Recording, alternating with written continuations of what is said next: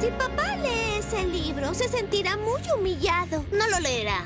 ¿Y si hacen una película? No la verá. ¿Y si hacen una parodia en televisión? Estamos perdidos. Odio profundamente el género parodias, lo odio.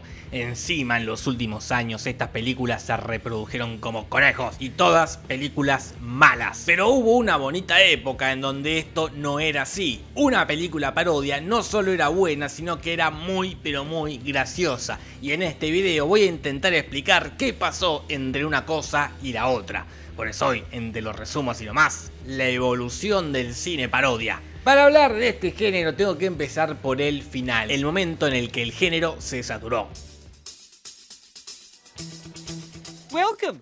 My name is Harry Potter. El estreno de Scary Movie del año 2000 volvió a poner de moda el género parodia. Todo lo que tengo para decir con respecto a esta saga ya lo dije en un video que si no lo vieron los dejo ahí arriba. Lo más importante es que marcó el camino sobre cómo se iba a seguir haciendo este género. Agarrás una película de moda, la rehaces más barata con actores muy malos y sin gracia, con puros chistes de caídas, pedos y culos y cameos de gente famosa del momento. En eso se convirtió este género. Entre el año 2000 y el 2019 salieron alrededor de 50 películas de este género, entre las que se destacan No es otra tonta, película de miedo, parodia al cine de terror; The Bogus Witch Project, parodia a La bruja de Blair Witch; Despega como puedas, parodia a películas espaciales; No es otra tonta, película americana, parodia a películas adolescentes; No es otra tonta, película de amor, parodia a las películas de amor; Una loca película épica, parodia a muchas películas; Meet the Spartans, parodia a 300; Un desastre de película, parodia al cine catástrofe; Superhéroes, la película, parodia a las películas de superhéroes; Dance Flick, parodia a las películas musicales; Stan Helsing, parodia de terror; Spanish Movie, parodia a las películas españolas; Vampire Zack, parodia a Crepúsculo; Breaking Wind, otra parodia a Crepúsculo; Disturbing Game, parodia a los Juegos del Hambre; Tuken, parodia a Búsqueda Implacable; Superfast, parodia a Rápido y Furioso; The Walking Disease, parodia de Walking Dead; 50 Shades of Black, parodia a 50 Sombras de Grey; Avenger of Justice First Wars, parodia a Avenger.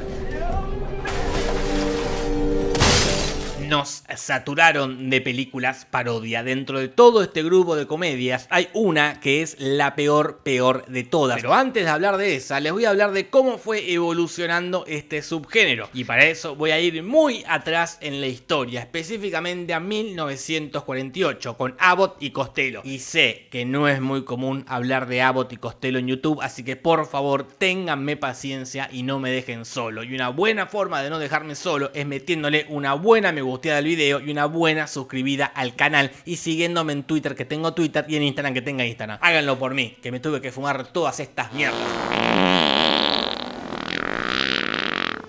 En fin, vamos al 48.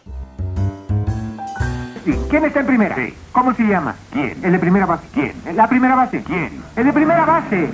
¿Quién está en primera? ¿Por qué me lo preguntas? No lo sé. En realidad vamos un poco más atrás todavía, porque el cine de parodias nace con el cine mismo. En 1903 sale la película The Great Train Robbery, y 2 años después el mismo director hace The Little Train Robbery, una parodia de su otra película pero con niños. A partir de ese momento las películas del género parodia fueron muy populares, pero no por hacer referencias a otras películas, sino por hacer versiones cómicas de éxitos literarios, como The Mystery of the Leaping Fish, parodia a Sherlock Holmes, o Dr. Pickle and Sir Pride, parodia a Dr. Jekyll y Mr. Hyde. Y mientras el cine cómico avanzaba, paralelamente el cine de terror hacía lo mismo. El boom de las películas paródicas nace después del boom de las películas sobre monstruos. Así como en los últimos años el cine se saturó de películas de superhéroes, en la década del 30 se saturó de películas de monstruos. Cuando la gente se cansó de este género, pasó lo inevitable: vinieron las parodias. Y acá aparecen ellos, Abbott y Costello. Abbott y Costello venían de éxitos televisivos como El Show de Abbott y Costello y de grabar casi 30 películas. Su humor se basaba en golpes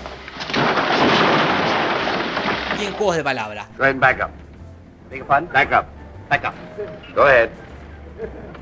What do you want me to do? Go ahead and back up. La cosa es que cuando el género de terror de monstruos se empezó a agotar, ellos lo reflotaron con la película Abbott y Costello conocen a Frankenstein, película donde el dúo cómico iba a conocer no solo a Frankenstein, sino también a Drácula y al Hombre Lobo, todos interpretados por sus actores originales. En realidad no conocen a Frankenstein, conocen al monstruo, pero bueno, para facilitar el relato vamos a decir Frankenstein o Frankie. A diferencia de las películas parodia más conocidas, el eje de la película de Abbott y Costello no consistía en burlarse de las originales, sino de meter a estos personajes en este mundo. De hecho, ni Drácula, ni Frankie, ni el Hombre Lobo hacen chistes, los chistes los hacen ellos, Abbott y Costello. La gracia era ver cómo reaccionaba Costello a la presencia de estos personajes o cómo reaccionaba Abbott, que nunca llegaba a ver a los monstruos y pensaba que Costello estaba enloqueciendo. Pero a pesar de eso, considero estas películas pioneras en el género. Y encima después vinieron Abbott y Costello conocen al Hombre Invisible, Abbott y Costello conocen al Dr. Jekyll y Mr. Hyde y Abbott y Costello conocen a la momia. Abbott y Costello abrieron la puerta del cine parodia, pero hubo una persona que le pegó una patada a esa puerta y marcó el camino de cómo se tiene que hacer las parodias de ahora en más. Y esa persona es Mel Brooks.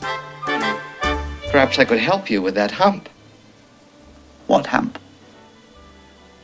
En realidad, como pasa siempre, una persona que logra ser muy famosa se lleva todos los méritos por algo que capaz que hicieron otros. En 1966, el director italiano Mario Mattoli hizo la película Perché c'è dollaro in meno, parodia a Por un puñado de dólares de Sergio Leone, donde se utiliza un humor absurdo que sería clave para este tipo de cine.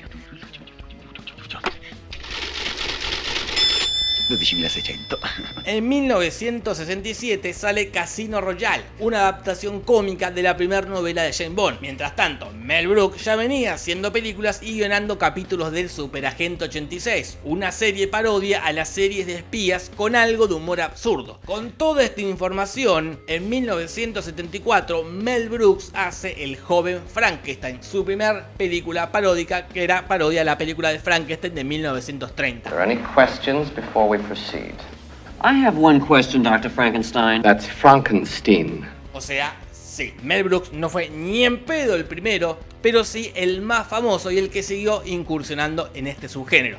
A diferencia de Abbott y Costello, Mel Brooks no mete personajes cómicos en películas de terror. Lo que hace es reversionar una película de terror en tono cómico, sin que ningún personaje deje de tomarse en serio lo que está pasando. El joven Frankenstein es una parodia completa a Frankenstein, la película del 30, y acá el humor absurdo aparece muy tímidamente, por ejemplo con el chiste de la joroba de Igor. Didn't you used to have that on the other side? What? Your, Oh, never mind. O con los caballos que relinchan cada vez que se nombra a Frau Blucher? I am Frau Blucher. Frau Blucher. Frau Blucher. Blucher!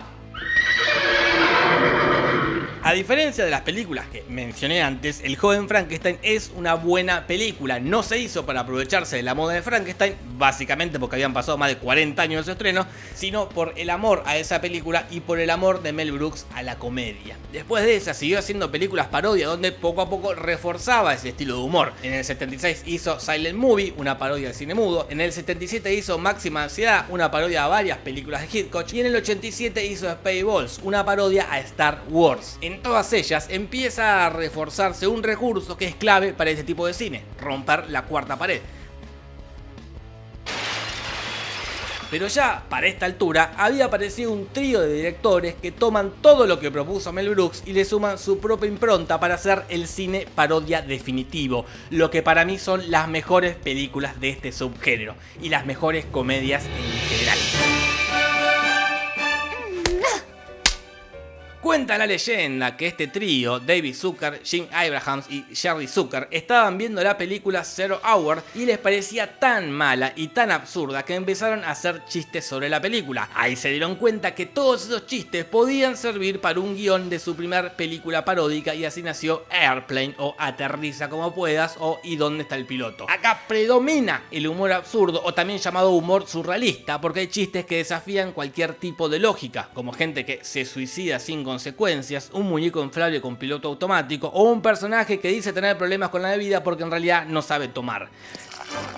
Pero esto no significa que la película sea ilógica, al contrario, crea su propia lógica con sus propias reglas. El chiste del suicidio se sostiene al igual que el chiste del piloto automático muñeco inflable. Esto es algo lógico dentro del mundo de esta película. Se va construyendo un universo a base de chistes y los personajes no lo ven como algo extraño, sino como parte del cotidiano. Ahí reside la gracia de este tipo de humor. Y además, todos los actores y actrices que participaron no son del palo de la comedia, son actores dramáticos dramáticos, y esta decisión la tomaron el trío de directores para que los personajes se tomaran bien en serio todas las incoherencias que pasaban en la película. Como dijo Dolina alguna vez, el humor es poner una cosa donde no va, y si bien creo que esa regla se puede usar para todo tipo de comedia, en el humor absurdo se hace más fuerte. Todo este humor termina de tomar forma en una de las mejores películas del género y personalmente en una de mis comedias favoritas de la historia, Top Secret. Un soldado que es abatido y al caerse se rompe como si fuera de vidrio, un coronel que parece que tiene las patas arriba del escritorio pero en realidad son otras patas, un tipo atrapado en una cárcel imposible y todo un salón de baile haciendo al mismo tiempo una coreografía muy compleja.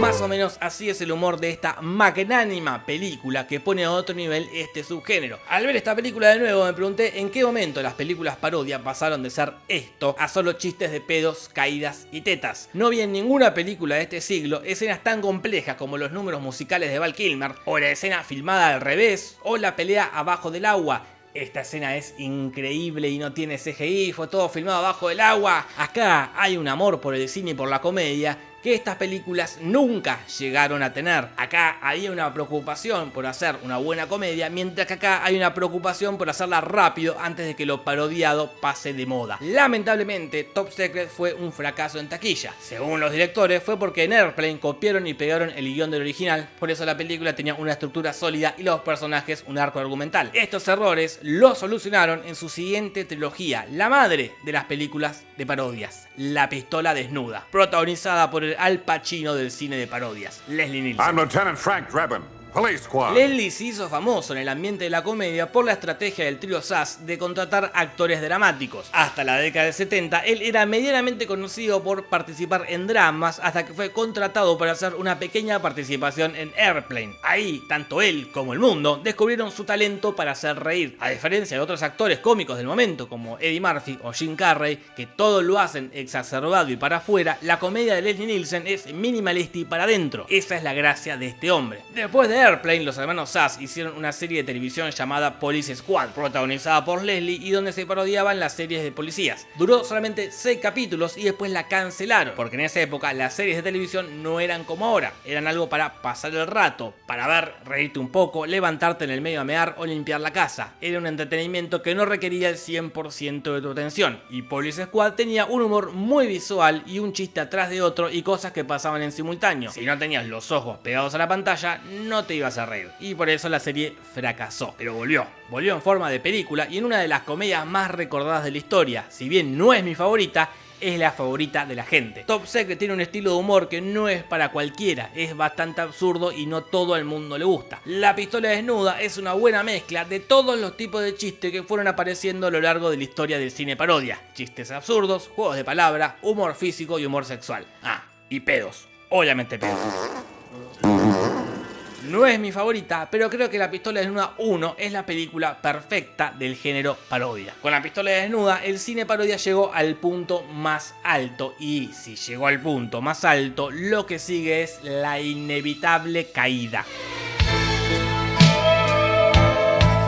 En los 90 también salieron varias películas de género, y cuando parecía que el género se moría, apareció este tipo con Scary Movie, donde mezcló un poco de humor de Top Secret con un poco del humor de American Pie, que había sido un éxito un año atrás. Así logró revivir el género parodia, demostrando que invirtiendo muy poca plata se podía ganar mucho más. Y acá vienen todas las que te dije al principio, todas malísimas con M de mierda, pero hay una que es la peor de todas, y es Los Juegos de la Resaca, que mezcla Hangover con Los Juegos del Hambre. Ya de por sí es rarísimo que parodien una comedia, porque básicamente es agarrar un chiste y hacerlo de nuevo un poco cambiado. Y en cuanto a Los Juegos del Hambre, bueno, es rarísimo todo, porque agarran personajes al azar de otras películas y los meten ahí en Los Juegos del Hambre, como Jack Sparrow, Carrie, Ted, los Muppets, Thor o Chango. Pero no hacen chistes sobre las películas, hacen chistes random que podría ser cualquier personaje. Y es todo tan barato que más que una película parece una fiesta de disfraces, Pero lo peor de esta película es la forma que encontraron para unir ambas tramas. Porque uno esperaría que los tipos se pongan en pedo y sin querer se anoten en los Juegos del Hambre. Pero no, parece que el Barbeta compra un desodorante ambiente cuyos efectos adversos son teletransportarse a un universo paralelo distópico. Pero peá, porque esto se pone peor. Porque al final parece que en realidad era todo un sueño. Un sueño que tuvieron los 4 al mismo tiempo. Todo rarísimo. Esta es una de las peores películas que vi en mi vida y definitivamente la peor del género parodia.